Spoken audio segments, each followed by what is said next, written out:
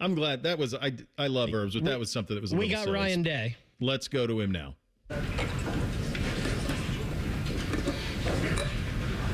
We'll start with Dave up front. Thanks. Hi, Ryan. I was looking at your stats at New Hampshire when you were quarterback, and I think you had a ton of passing yards. I looked that up before. You also averaged 300 rushing yards a season. And you've had quarterbacks here that ran the ball, like obviously Will, Justin.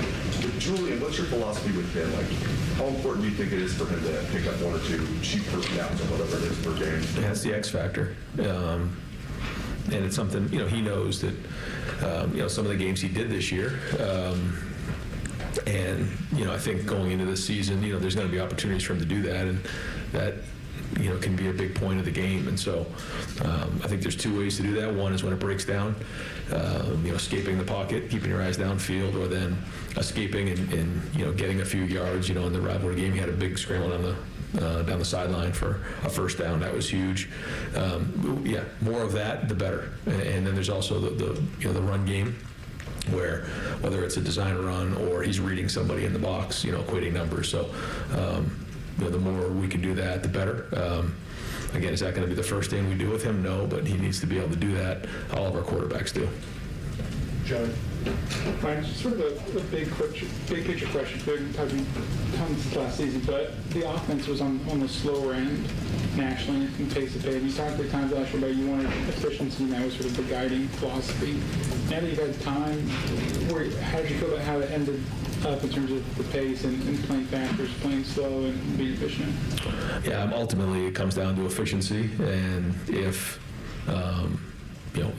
playing faster gives us more efficiency, that's fine too. But ultimately, it comes down to how well we execute. I think when you look at the year before and you look at last year, the last 2 years, I think it's pretty close.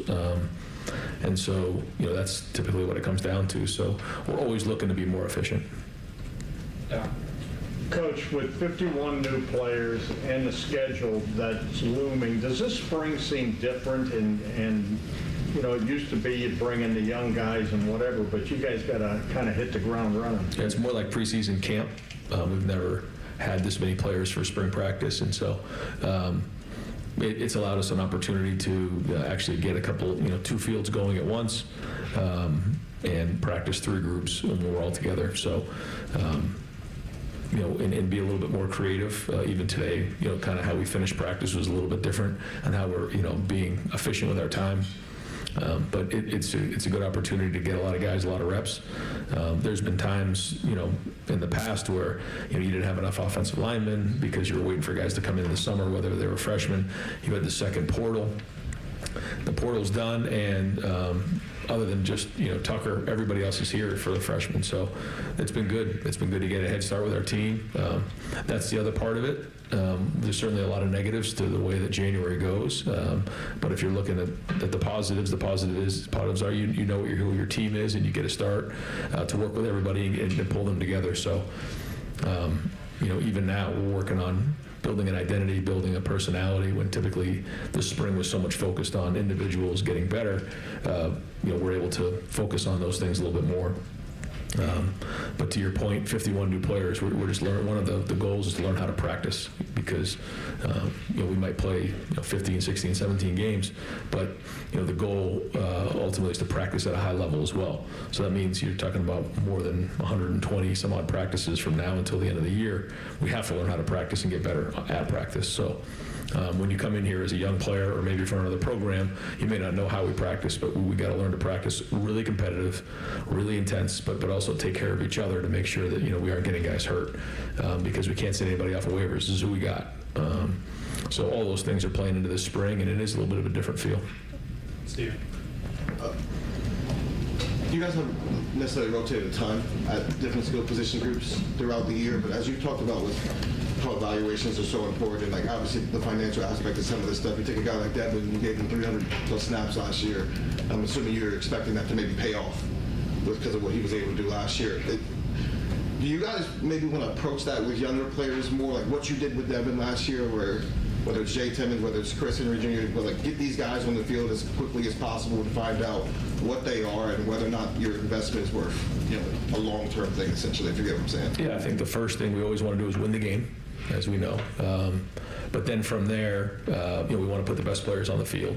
And there are guys that deserve to play. And if they earn that right in practice, then we got to put them in the game. Looking at our depth chart and looking at our team, I do think that we have more depth probably in this team here just across the board than some of the teams we've had in the past. So as you go through each position, you recognize depth. Now, the question is who's going to step up and be those high-end players, those impact players that are going to produce. We do have some that are coming back, but to your point, the more experience you can give a young player, they come in next year looking to take the next step. And that's important. I think it's the same way with Julian. It's the same way with some of those guys. So we'll try to do that the best we can, but we all know the number one goal here, and that's to win games.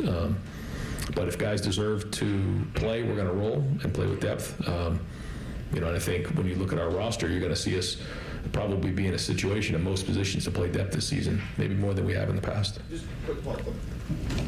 Do you feel like having more depth can play into philosophically how you want to approach things, whether you're talking playing fast, playing slow? When you have more guys that you can maybe get into the mix versus last year, it didn't sound like you guys had that same amount of depth at spots. Well, I think, the whole idea about playing fast is a conversation that, we can have if you want. But, when it goes back, like you don't really see anybody playing fast in the NFL. Some people use it as a tempo changer. And then some teams in college, that's what they do. They play really, really fast. And, they count on that to wear teams down, and that's their philosophy. To me, the number one thing is efficiency. And that's what it comes down to now. Whether we have, to your point, like more depth at other positions, then we probably can afford to play more snaps throughout the season, then I think you can take a look at that if we feel like it gives us an edge. And so I think it's something to at least consider. Dylan on the right. Tavian last year, he seemed like he was probably a little more mature than maybe a lot of first-year quarterbacks would be in the first place, but obviously he's still going through things for the first time. Coming into this spring, how different does he seem to you going through these spring workouts? Another year under his belt, more confident, has had some really good plays. He's understanding, how to run the offense, how to take care of the football. He's still doing things for the first time. And we're seeing, Julian, set the tone in terms of how it's supposed to look and how you handle yourself. So that's been good for him. But he needs to play, and the more reps he gets, the better he'll be. If you watched him, during that pro day, he throws a beautiful ball and has the size and all those things. It's playing the game that he needs to continue to do, and the preparation for what we're asking our quarterbacks to do. So there has been improvement there. There's another year of maturity, but he has to come in every day with the expectation that he's playing in the second game against Texas. That he's got to go win these big games, and that's a big responsibility. Sometimes when you're a backup, you don't feel all that coming on you like you're the starter, but that's the approach he has to have because he's one snap away. Adam on the right. Little lost his black stripe after just 5 practices. What have you seen from him both on the field and then as a leader already acclimating to this locker room? Earl Little? Yeah. Yeah, Earl, first off, the guys know him, so, Brandon sort of grew up with him, Jeremiah, some of the South Florida guys know Earl, and then obviously the Bama guys know Earl from when he was there. So, I think, he quickly assimilated in terms of just socially with the guys, and then on the field, plays fast, plays twitchy, communicates well, did a great job in the weight room with Mick. So all of those things you could just see naturally as he went into the spring. You felt like this was going to go well. Then you start to see his play on the field. The first time we're tackling and scrimmaging, he's the first guy showing up, making tackles and making plays, and just jumped off the screen right out of the gate. So good for him. He's somebody that saw what we did last year, and I think really liked the scheme part of it. But you'll have to talk to him. But the feedback we're getting from him is he really enjoys the culture, loves the competitiveness. So he's been a bright spot. Spencer on the right. Ryan, we've seen a lot of freshman receivers come through here and flash early. What is Brock doing that is so impressive to you right now? Well, he got his black stripe off today, so I'm sure that'll be a headliner. He made another couple big plays today. This is somebody who knows how to run a route. He's serious about it. He can play multiple positions, and he's productive. He's his dad is a coach, and his dad's a receiver coach, and he plays that way. But he's got quick twitch. He can change direction. He's got strong hands. I'm excited to see where his career goes, but he's off to a great start. Just a quick follow-up. Is this you see a lot of guys come through here and you kind of have an idea of who could possibly flash early. Is he somebody that is even surprising you guys for what he's doing this early? I mean, I didn't have expectations other than he was going to come in and compete, but I had a feeling, just watching him in high school and his approach, that he would be able to step on the field early and make an impact. He can handle all three positions, and then you just see the change direction and the route tree and the seriousness and the competitiveness and the toughness. All those things were why we recruited him, and you're starting to see that right from the first week of practice on the field. So we'll see where it goes, but again, another good start. Bill in the center. Ryan, you guys have Kenyatta back at defensive end, and I'd imagine he's having a good spring. Aside from him, who is standing out to you at that position group right now? Well, I think you're seeing, Quay Russo really make an impact out there. He flashed a few times today, made a couple sacks on third down. And then, obviously you have Kenyatta, but that's a position where, we're going to really need some production this year. And so Bo Atkinson, is a guy that had a really good offseason, and, he wants to take the next step this season. Zion Grady had a little bit of a soft tissue, but he's starting to practice again. So we're looking to see him really take the next step as well. And then you have some of the younger guys. You have Epi and some of those younger guys that need to step up into those roles. So, we'll see, but, they're working hard at it, and we'll take a look at the film and see how they did. But they got in the backfield a few times today, so that was a good start. But we know, what that job entails, is getting the quarterback on third down and stopping the run and setting the edge on first and second. Tony on the left. Ryan, after the first day, you mentioned maybe the running backs being your biggest concern. How have those each of those four guys that are healthy enough to go, been doing, and how have they alleviated your concerns at all? They're working, looking to get better. I don't think that's going to get solved in just a week of practice. We got work to do there. And so, they got to keep getting better. Legend's been out here for a couple practices. Again, hopefully we can get him back here soon. But he certainly flashed when he was in there. But making the transition from being a quarterback to playing running back is two different things, especially at Ohio State. So he's learning that. Favor's learning that. Jacoby has very good instincts and vision. Again, he's learning the offense, but he's shown the ability to really hit the hole the right way, and he's working on playing with more power behind his pads. And then Turbo has had a much better offseason than he had the year before.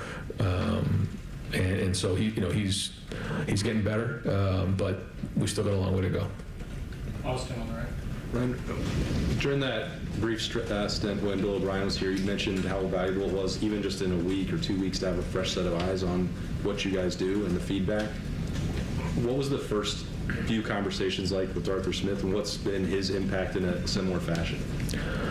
I think for me, being here now going on 10 years, there's a lot of other ways to do things. And, what I wanted to do was really have an open mind on, when he comes in, what is he seeing? What is he looking at? And taking that feedback. Also knowing that we've had a lot of success here and the things that we've done. So I think that's what we've been trying to do, is mesh those things together. For Arthur, coming from the NFL, there are some things with the hash marks and such that he's getting accustomed to. But it was great to listen to his kind of approach and get the first few installs kind of just from his point of view, with no type of influence on me. And then as time goes on, we'll continue to combine these things with our experience. But it's been good. He's a really good communicator. He is very, very intelligent. he's very excited about our guys. I think when he looks at our offense and he looks at the weapons and he looks at the offensive line and everything, there's really not much that you can't do. So the question is, what do we want to really get good at? And he believes in efficiency. He believes in running the football, play action pass, and obviously, we know we're gonna have to win games in the fourth quarter this season, with our schedule and 2-minute drill and everything else. So, but that's the thing with him. He really does understand the pass game and the run game at a very high level. So it's been great, and I think it's been good for our offensive staff to see a different way to approach things, but also not losing our identity. Andrew on the right. Brian, you talked a lot about the philosophy of putting together a recruiting class in the fall and as you get close to signing day. With that in mind, has that changed at all, what you want to accomplish in the spring as you guys host dozens of kids each kind of weekend? Does that maybe change what you want to accomplish as you go to the summer, knowing that there might be a wave coming in October and November? Every time we practice, it's a showcase for our guys. It's a showcase for our program. It's an opportunity for recruits to come in and watch our coaches play, watch the competitiveness of our practices, be around our culture, see our city. So these are great opportunities every time we have recruits in a building. So, the weekdays are usually good for those who are on spring break, and then the Saturdays are dynamite. So this weekend is a big one for us. We have our Student Appreciation Day, and we're expecting a big crowd. So these are great opportunities. And the idea now more than ever is to make sure that these guys know exactly who we are, what the program is, what the culture is, open up our doors, and then decide if this is what they want. Because I've said it before, Ohio State's not for everybody. And us identifying those right people who are super competitive, understand that we're not allowed to have a bad day here is critical. And watching how we practice is great. But it's also good for them to get around, again, our coaches and see how they operate, see how they treat their players, see how they meet, see how they are on the field. And the more we do that, typically the closer the relationships get and the more we get to learn about them, and that helps. We kind of feel like the more guys get on campus and the more we get to know each other, the more accurate we are in terms of identifying the right people that fit us. Patrick in the center. All right, there you go. Ryan Day from the podium up on campus. Some things to get into certainly tomorrow, but Brock Boyd. I don't know that people would have had that as the first freshman to lose the black stripe, the wide receiver, 3-star out of South Lake Carroll, same high school as Quinn Ewers. They run a professional program down there, so him being able to come in and jump on a treadmill running is pretty impressive. Also, the Legend Bay, he's been out a little bit while, and then Earl Little Jr. getting a black stripe removed, and Coach talking glowingly about that. So a lot to digest in the Ryan Day press conference. Get you three things coming up next. Bishop and Friends, right here on The Fan.